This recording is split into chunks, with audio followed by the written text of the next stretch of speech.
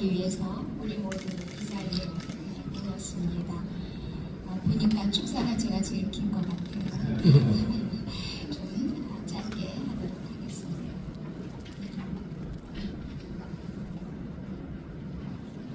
북한은 비정상적인 반국가 단체입니다. 생리적 인권은커녕 태어나면서부터 인간으로서의 존엄과 가치는 모두 김씨 일가에게 양도해야 하는 곳이 바로 북한입니다. 그러나 돌이켜보면 북한인권법이 규정해놓은 주요 내용이 전혀 이행이 되지 못한 채 사실상 10년 동안 상은화된 현실은 우리 모두의 책임이 아닌가 이런 생각을 하게 됩니다.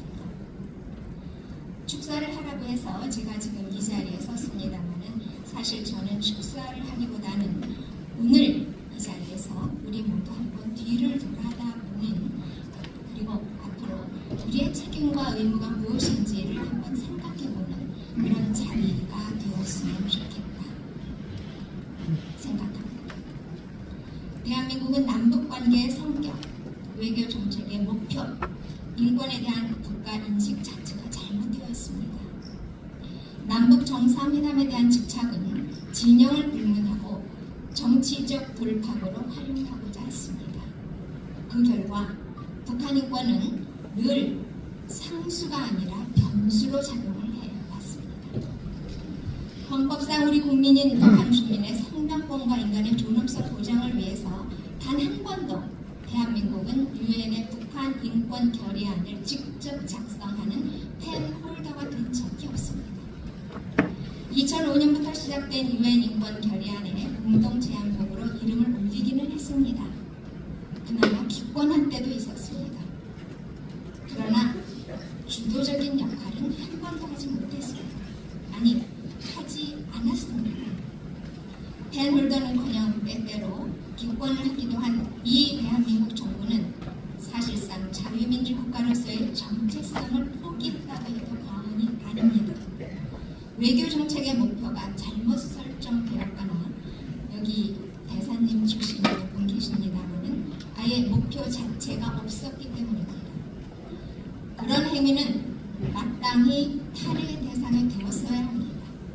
그러나 그때마다 우리는 험한 끌근 채거나 아니면 제대로 된 목소리조차 내지 못해왔습니다. 무기력했습니다.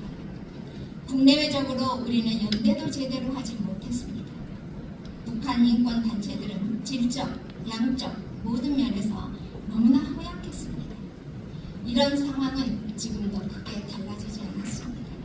어떤 면에서는 더 악화되기도 했습니다. 부끄러운 우리의 민낯입니다. 오늘 이 자리에는 마이클 커비 전 CY 북한인권조사위원회 위원장님 와 계십니다. 한국에서는 50대마다 배웠고 2010년에는 호주에서도 배웠기에 더 반갑습니다.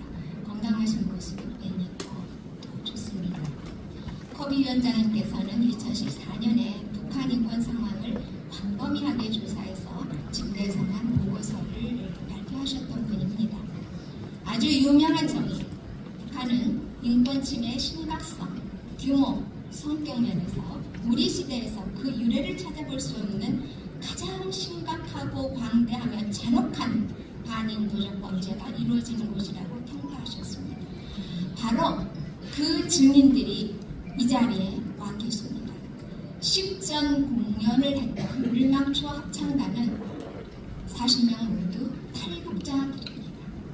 탈북 여성들입니다. 트라우마를 지금도 앓고 있습니다. 악보도 잘 못 봅니다. 모든 곡을 외워서 공연을 해야 합니다.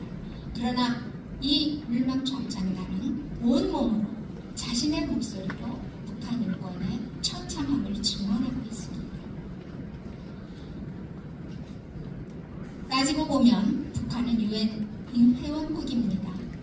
시민적 정치적 권리에 대한 국제규약 ICCPR은 물론이고 경제적, 사회적, 문화적 권리에 관한 국제협약인 ICESCR, 유엔 아동인권협약 등 4가지 인권규약에 모두 가입한 명실상부한 유엔 회원국입니다.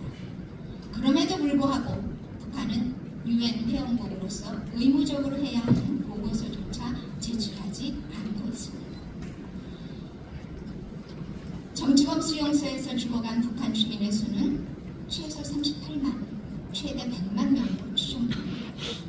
고난의 행군 시기 사망자도 공식 수치로만 30-40만 명입니다. 실제로는 100만 명 이상이 넘을 것으로 알려지고 있습니다.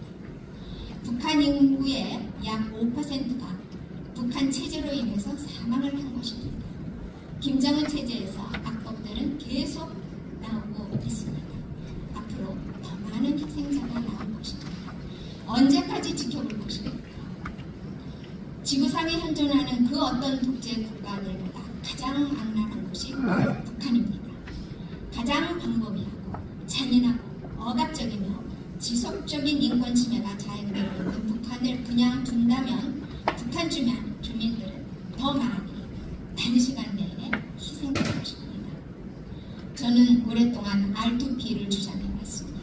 한국에서는 처음으로 2014년에 R2P 법학 논문을 작성하게 됐습니다.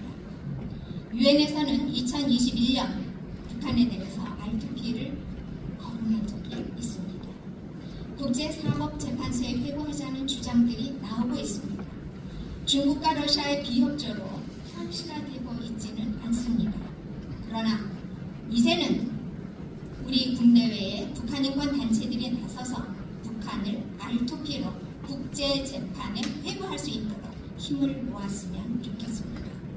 처벌이 목적이 아닙니다. 북한 주민의 생명권과 인권을 보장하기 위한 것입니다.